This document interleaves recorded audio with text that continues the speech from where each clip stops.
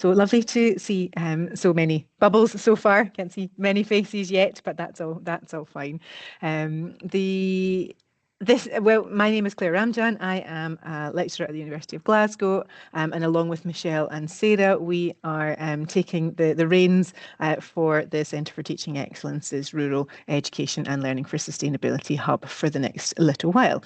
So we are really, really pleased to welcome you all today. We're going to chat through what Learning for Sustainability means in terms of thinking about practitioner inquiry. So what are those burning questions? What are those niggles that you might have that connect through Learning for Sustainability, and how might practitioner inquiry help you to begin to answer those questions? We have a framework that we've been working on over the last wee while, so we'll tell you a little bit about that, and then we will be using that framework to help you to think about inquiry-focused questions in your own settings. I also have Susie Aldous here from General Teaching Council for Scotland, and we should have another couple of presenters coming along as we go in as well. So we should have Lizzie Rushton from the University of Stirling, Beth Christie from the University of Edinburgh, and also Kirsten Leask from Learning for Sustainability Scotland. And we have been working together to develop this framework that we're going to use as a kind of a starting point to direct those journeys that you might have. So what we really hope to work through this afternoon with you is what Learning for Sustainability means in terms of practitioner inquiry. We're going to use the National Framework for Learning for Sustainability in Initial Teacher Education as a way to begin thinking. It is, as I said, focused on initial teacher education, but that doesn't mean that it isn't then applicable in other settings, and we can't use it in different ways. The main thing that I really want everyone that's here to be thinking about while we work through the different aspects is, what are your inquiry questions? One of the real important aspects of the Centre for Teaching Excellence is thinking about how we can support teachers to work through their own practitioner inquiry experiences. And there are so many resources and so many experts on so many different areas that must feel like such a minefield and such an overwhelming task. So this is one way to begin to start thinking about that practitioner inquiry journey, and think about where you might go and what you might do and how you might begin to think about that. You will all be at different stages of that journey. Some of you have already got good questions that you're working through and that you've got in your mind. Others will be still playing around and toying with things. All of the things that we will do today will work for both of those situations and everybody in between as well. So just as you're listening, as you're hearing other people's thoughts, just let those questions and considerations continue to flow through it yourself. Okay, so when we're thinking about practitioner inquiry, where we are trying to take that moment to go, what is it that's happening? The phrase that came up in the last week or so that jumped out for me was that it's like a stone in your shoe.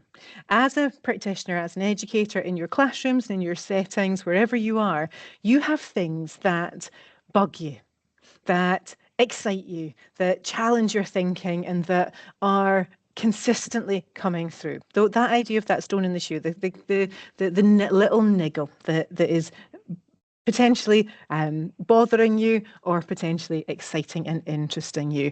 And that curiosity is the place that we want to start with practitioner inquiry. What is it that's actually happening?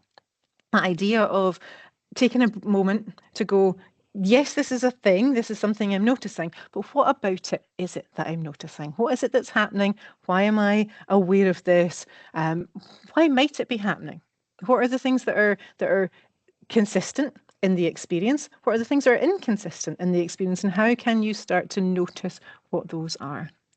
Can you change things? When you're thinking about whatever the thing is that's bugging you, is it something that you can change? Can you change all aspects of it? Can you change little pieces of it? And think about how that thing as a whole might be kind of moldable, if you like, and where are those changes?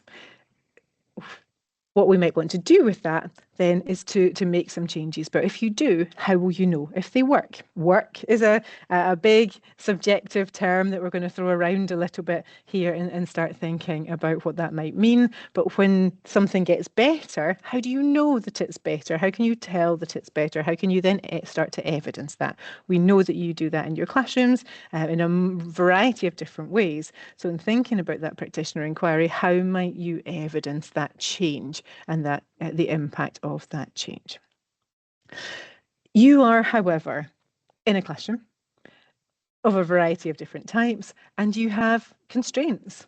So the reality of practitioner inquiry for all of us, for us in universities, for those of you who are in practicing classrooms at the moment, is how does this work within the time that you have? How can you investigate that little sticking point, that little stone in your shoe, that little nugget of something that's exciting or inspirational within your work time, without that being something that is then taking over your evenings and weekends? We know that that's neither sustainable nor desirable. But how do you then also find out the approaches that you can take? What are they? How do they work? Are they reliable in your setting? Are they valid in terms of the question that you might have? Are they robust in terms of giving you evidence that you are able to be confident about and use? And then will the things that you find be actually useful in your classroom? So the example of learning for sustainability. So my background is as a secondary biology teacher, and so the thing that always that niggled with me, that brought me to essentially where we are today, was outdoor learning, outdoor fieldwork in particular.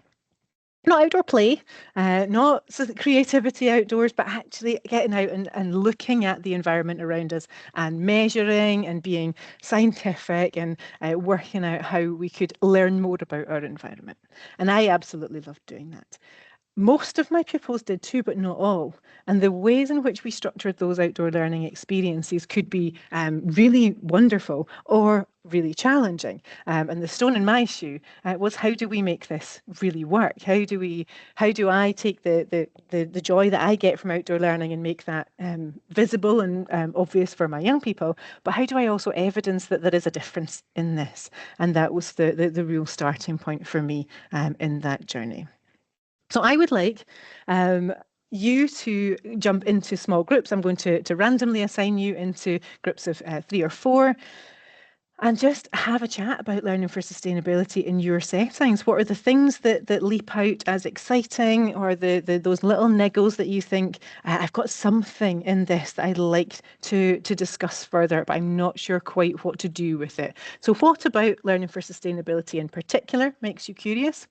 Where does that curiosity come from? Where's the stem, if you like, the kind of the point at which you kind of came into that particular question, and start to think, if you can, about how you might begin to explore that idea a little bit further. I would ask each of your breakout rooms to nominate someone to be ready to feed back to the rest of the group, please, if that's possible. Brilliant. Okay, so I'm going to set you into rooms. I'm going to give you around 5 minutes to do this, so you're not going to have ages, but please share with each other. Okay, that looks like we have everyone back. Thank you so much. I hope those discussions were a really good starting place. We're just going to choose 1 or 2 rooms to share with us just now. I'm conscious we only have you for this hour, and I want you to have as much time to work together as possible. So let's randomly pick a room, shall we? Room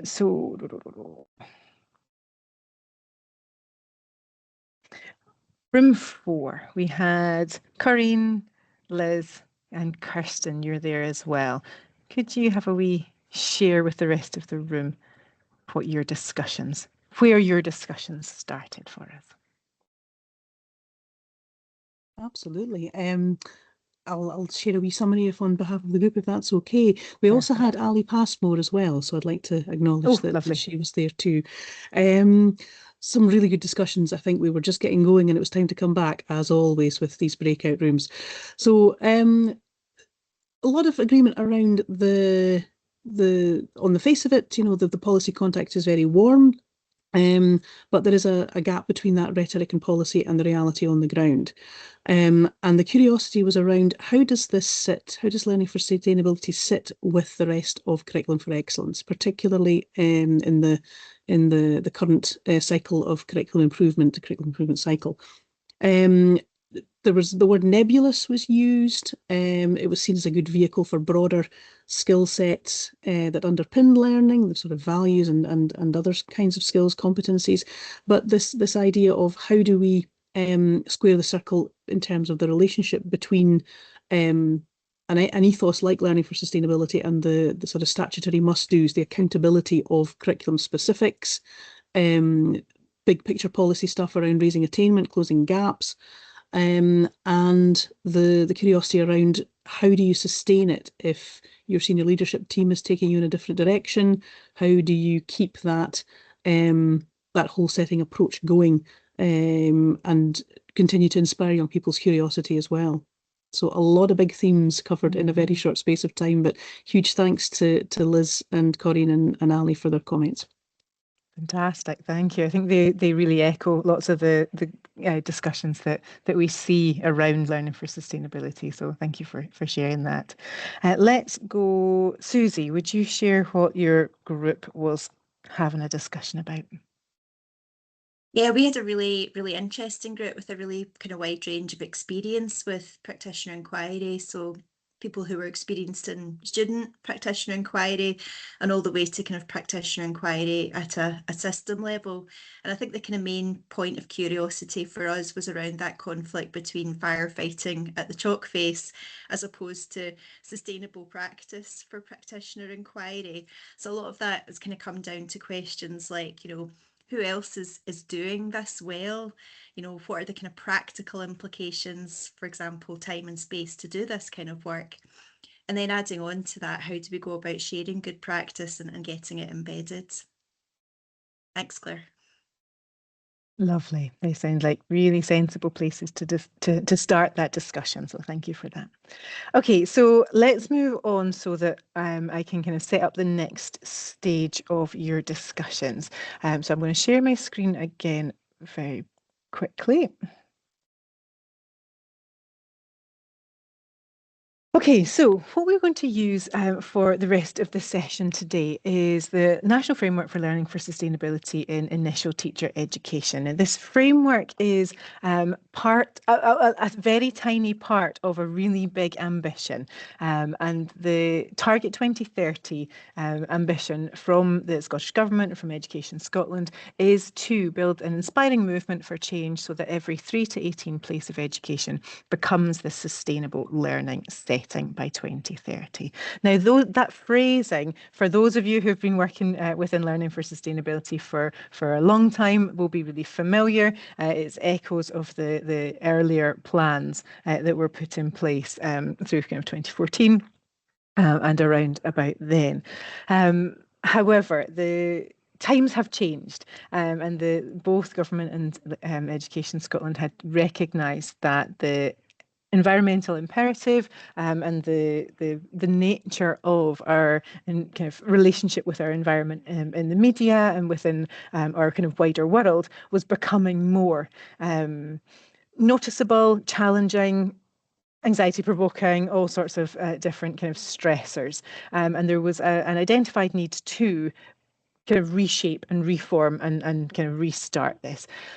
As part of this national kind of reshaping, Initial Teacher Education were charged with developing a framework that would in essence support teacher educators to build learning for sustainability into and through the programmes that we deliver that support the teaching profession on entry, and other aspects of the plan work through the other bits, if you like. But we have this bit ready, and we have a really nice structure to work with.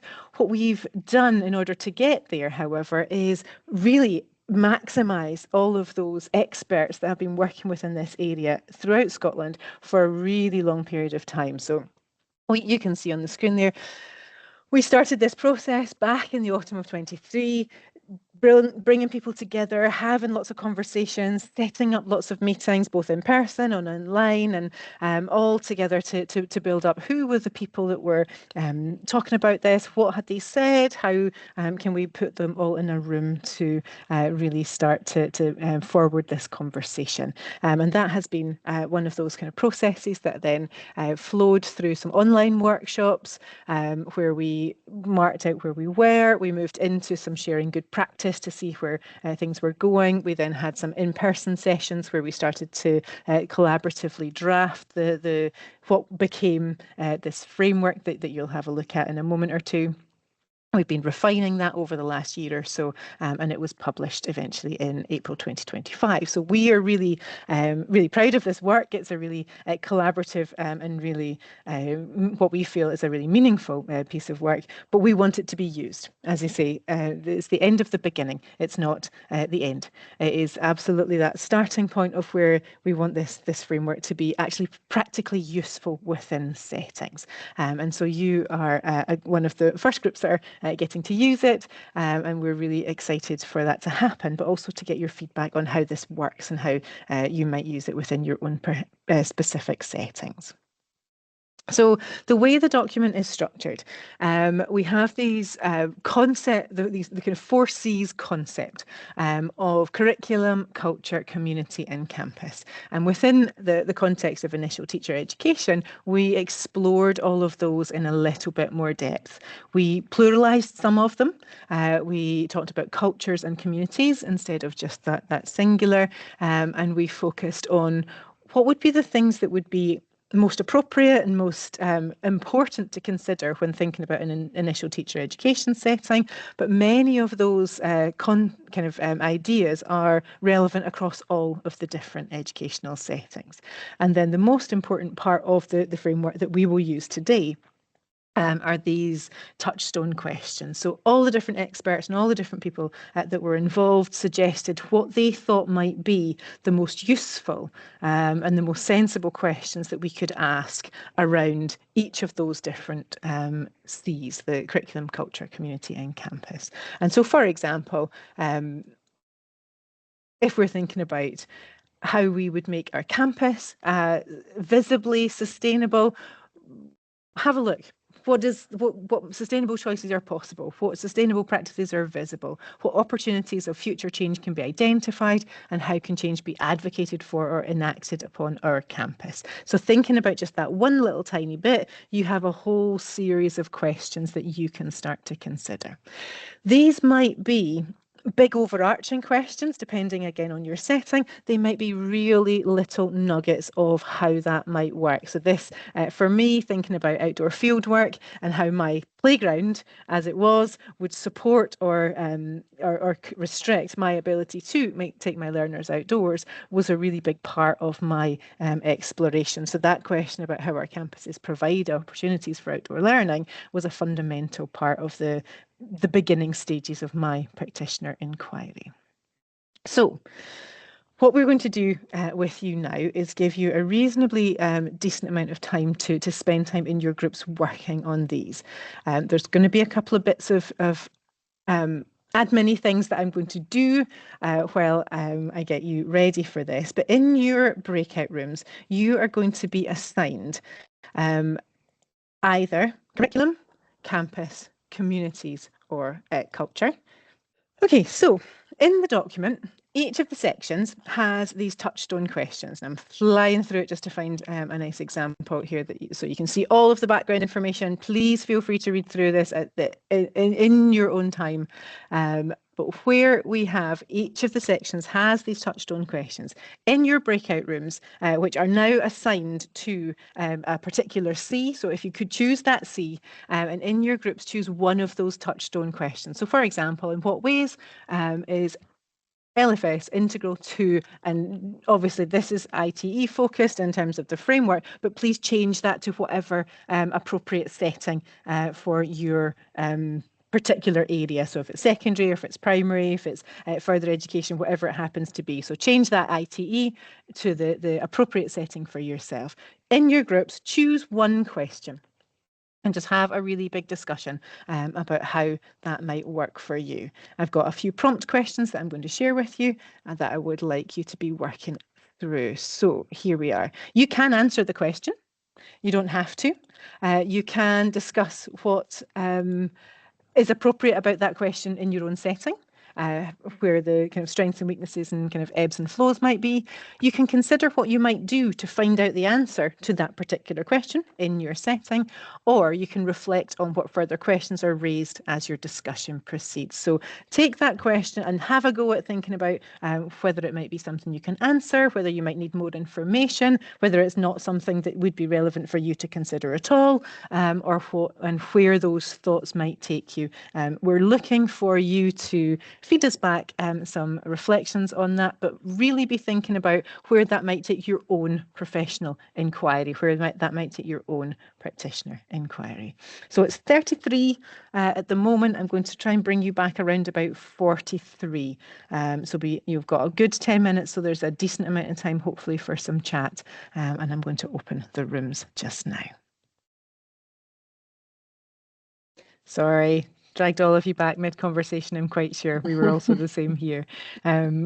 These conversations are not intended to be complete by any stretch of the imagination. What we hope that they will be is a starting point for your thinking and your discussions and your consolidation of some of those niggly questions that you might have had. Excellent. Hey, yes. There we go. Now, I ducked out for a phone call halfway through, so I can tell you the start and the end of our conversation, and then you can make up the middle. We looked at communities, just picked one, and we looked sort of at understanding schools, understanding their own community and how that's similar and different to other communities in Scotland and other communities globally. One of the things we'd spoken about in our first breakout room was making that local to global connection, and communities is a really good context for that as well. That's when I ducked out to take a phone call. And then when I came back, we were talking about engaging with the local community, and that sometimes there is an issue, particularly in our extremely rural schools where Jane was mentioning that there's a 500 square mile catchment area. So some parents just physically aren't able to make it into school, and those children on a bus for 1 hour each day, each way. So there are difficulties getting families into school, and also engaging with community partners. We do have, many schools have lots of really, really valuable community partners, but David was mentioning that if you lean on them too much, you have to strike that balance of getting that really rich and valuable input from them. But if you start to lean on them too much, they might step away and say this hasn't become mutually beneficial anymore. So and then we did amazing things in the middle as well. That conversation was phenomenal. I'm sure it absolutely was. Thank you for sharing. I think that community partnerships component really rings a bell with me. The school that I worked in was beside the Loch Lomond and the Trossachs National Park, and the ranger team there were absolutely instrumental in building my kind of outdoor gardens and a lot of different activities that I was involved with. But it was exactly that balance between just not overdoing everything and not overcommitting, and being able to really support each other to do good work too. So I think that community aspect of learning for sustainability is a really important one to consider. Thank you. Let's have one more quick bit of feedback, and then I'm going to set you a task. So the first group, you had a whole big set of people. We've got Gillian, Mr. Walker, we've got David, Linda is in there twice, Mark and Miss Clanahan as well. Would one of you be comfortable having a wee bit of a chat with us? So actually what we did is we just looked through all the questions, and we just decided to start at the beginning of the question, which was about what ways is LFS integral into the curriculum. And I suppose we really just had a good discussion around some of the current topics that we're doing in school, where we could talk about how it's woven through like all the curricular areas. And there's a couple of us who were in the room who are doing the Learning for a Better Future programme this year. And we were able to talk about our projects that we've been involved in. So that's like completing a series of lessons with a specific focus. on it, which for me, I'm doing it to how do I walk in someone else's shoes. And it's got that whole global citizenship aspect to it, and thinking about how the simple actions that we do here can impact people globally, and about how like climate change can affect other people in other countries more severely than it can affect us living in our country. But we just talked about like all the opportunities where you can bring in things like justice and rights, and we'd also talked about in terms of like the pedagogy and assessment, we're talking about like assessing through their skills that they will learn.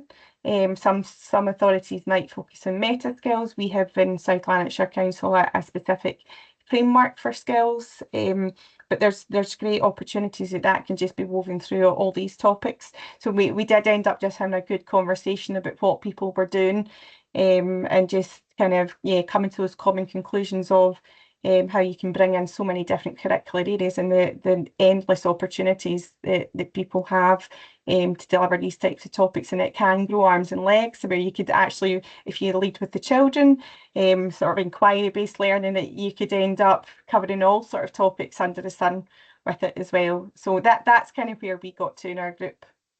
Fantastic, thank you. And I think that's when we talk about learning for sustainability, so often we end up in so many different places.